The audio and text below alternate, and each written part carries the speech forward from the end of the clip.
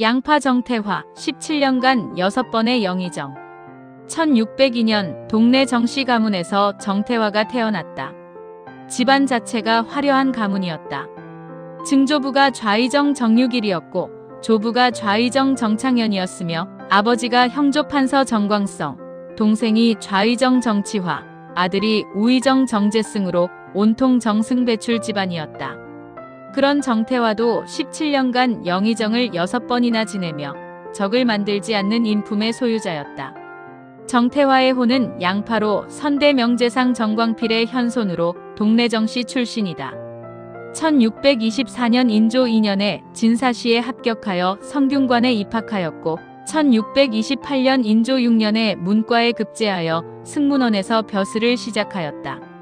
1631년에는 문관 재직자 시험에서 우등을 하여 사간원 정원이 되었고 이조자랑, 헌납, 부흥교, 헌납 등 청요직을 두루 거쳤다. 1636년 12월 병자호란이 일어나자 도원수 김자점의 종사관을 지낸 바 있으며 이듬해 충청감사가 되었다. 1640년에는 평안감사가 되었는데 청나라 장수 용골대가 평안감사를 협박하였다. 1640년 압록강변, 청나라 진영. 바람이 매섭게 부는 밤 청나라 장수 용골대가 정태화와 병사 이현달을 앞에 세워놓고 언성을 높였다.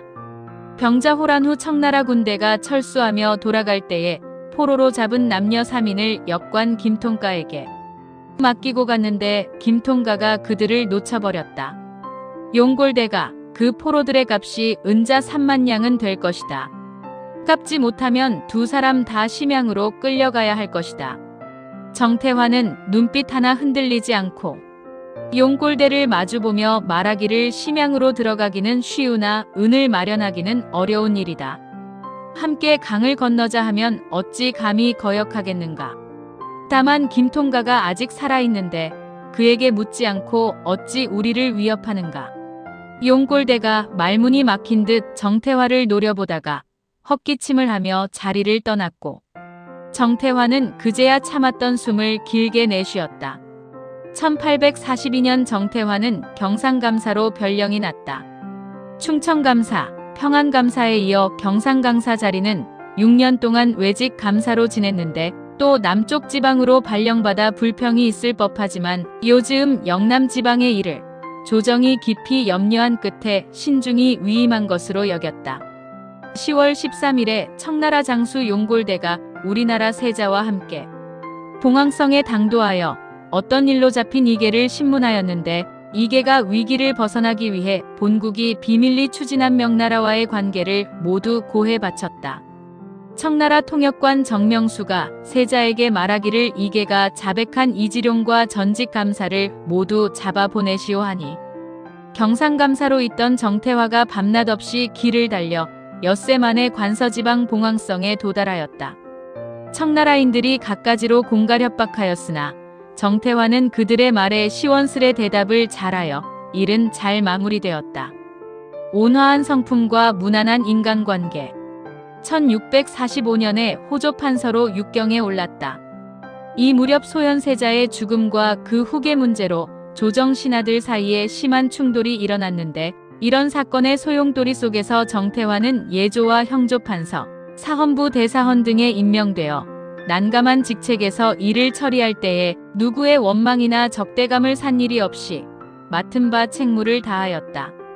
그의 성품이 지극히 온화하고 너그러웠으며 대인관계가 원만하여 미워하는 세력을 두지 않았다. 훗날에 사관이 조정의 의논이 자주 번복되어 여러 차례 위기를 맞았으나 그의 영달과 뛰어남은 바뀌지 않았으니 세상에서는 벼슬살이를 가장 잘하는 사람으로 정태화를 으뜸으로 친다고 평할 정도였다. 정승승진과 예속논쟁. 북벌정책과 예속논쟁으로 조정신료들의 반목이 격화되던 시기여서 당색을 기피했고 또한 정치화, 정만화, 정지화 등 형제와 친족들이 현 요직에 많이 올라 있었으므로 매우 힘든 세월을 보냈다. 1649년 1월에 우의정에 올랐고 8월에 좌의정이 되었는데 모친상을 당하였다. 1651년 효종 2년 12월 7일 3년상을 마치자 영의정에 제수되었다. 1652년 제1차 예속 논쟁이 일어나자 송시열의 기년서를 지지하여 이를 시행했으며 성품이 모나지 않고 신중하여 정적이 별로 없었다. 이 나라를 정가가 모두 움직인다. 는 야유를 듣기도 하고 또 재주가 뛰어나고 임기응변에 능숙하여 나라 일은 적극 담당하려 하지 않고 처신만 잘하니 사람들은 이를 단점으로 여겼다는 비평을 듣기도 했다. 만년의 관직 생활. 1654년 효종 5년 4월 22일 부친상을 당하여 3년간 여묘살이를 마치니 효종 7년 6월 11일 다시 영의정에 제수되었다. 상복을 벗고 궁궐에 나아가 임금에게 큰절을 하자 임금이 특별히 궁중에서 빚은 수를 내리며 칼과 허리띠를 하사하였다. 또 휴가를 주면서 경을 궁중에 끌어들인 뒤로부터 내가 잠자는 일도 있고 밥 먹는 일도 아랑곳하지 않게 되었다고 하였고 또 이르기를 경이 내 곁을 떠나니까 마치 팔과 다리를 잃은 것과 같아 마치 물고기에게 물이 없는 것과 같았고 장님에게 길잡이가 없는 것과 같았다. 고하였으니 그 의지하고 신임한 것이 이와 같았다. 이해 8월에 정태화의 아들 정재륜과 효종의 넷째 딸 숙정공주가 혼인을 맺었다. 1659년 효종이 승하하고 현종이 즉위하였다.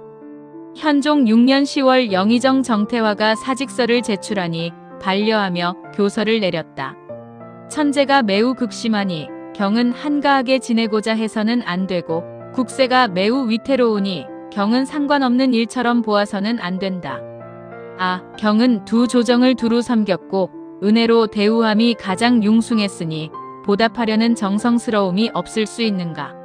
내가 의지하는 것이 깊고도 중하니 결단코 윤허할 수가 없다. 의당 사직하지 말고 속히 출근하여 도를 논하라. 고하였다. 1668년 현종 9년 1월에 다시 영의정이 되어 2년 10개월간 직무 수행을 하고 70세가 되어 기로소에 들어갔으나 병 때문에 조정의 명을 받을 수가 없자 임금이 가마를 타고서 입궐하도록 명하였는데 정태화는 가마를 사양하고 걸어서 나아갔다. 궁궐의 섬돌에 이르자 주상은 내관에게 명하여 정태화를 부축하도록 하였다. 1672년 현종 13년 5월 다시 영의정이 되어 1년간 활동하였는데 심한 중풍 증세로 사직이 허락되기까지 17여 년 동안 6차례나 영의정을 지내면서 효종과 현종을 보필한 것이다. 죽음과 평가. 1673년 현종 14년 6번째의 영의정 자리에서 물러난 지 6개월이 되던 달에 나이 72세로 세상을 마감하니 부음이 조정에 알려지자 임금이 깜짝 놀라 애도하고 조회를 중지하였으며 정해진 의례에 맞게 조문하고 부의를 내리고 세자도 또한 관원을 보내어 조문하였다. 시호는 처음 이컨으로 내려졌다가 뒤에 충익으로 시호를 고쳤고 현종의 묘정에 배향되었다. 정태화의 5 아들의 후예가 매우 번성하여 가문이 벼슬하는 인물들로 가득하였다. 영조 때 좌의정 정서고, 정조 때의 좌의정 정흥순, 헌종 때 영의정 정원용, 고종 때의 우의정 정범조 등 정승에 오른 인물이 넷이나 나왔다. 근현대 인물로 대한민국 초대 감찰위원장을 지낸 위당 정인보가 정원용의 증손이었으니 곧 정태화의 후손이다. 훌륭한 가문에 17여 년 동안 영의정을 지냈는데도 특출한 정책이 시행되지 않아 실적으로 내세울 만한 것은 없다. 그렇다고 업무를 게을리하거나 공정하지 못한 일처리로 인해 탄핵을 받거나 비난받은 기록도 없다. 그의 인품에 있어 남과 다툴 만한 일을 하지 않았고 탐욕스럽거나 적을 만들지 않아 군신이 모두 편안해하는 관료였다. 6번의 영의정을 지내고도 단 한 번의 유배를 당하거나 파직된 일도 없었으며 스스로 37번의 퇴직 상소를 통해 영의정직에서 물러난 천수를 누린 정승으로 기록되었다. 회협 가훈서. 동네 정씨인 양파 정태화의 5대손이 지은 자손 훈계서가 오늘날까지 전해지고 있다.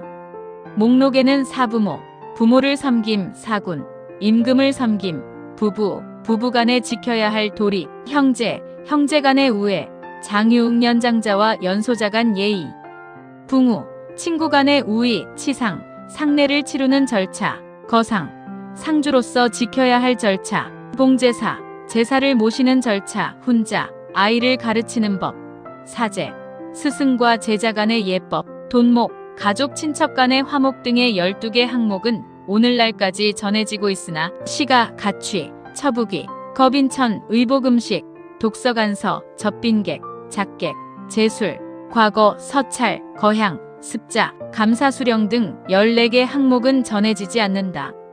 모두 26개 항목으로 되어 있었다고 한다. 수많은 인재를 배출한 동래정시의 회협가훈서는 도덕성 상실의 시대로 치닫고 있는 오늘날 교육에 좋은 귀감이 되는 자료이다.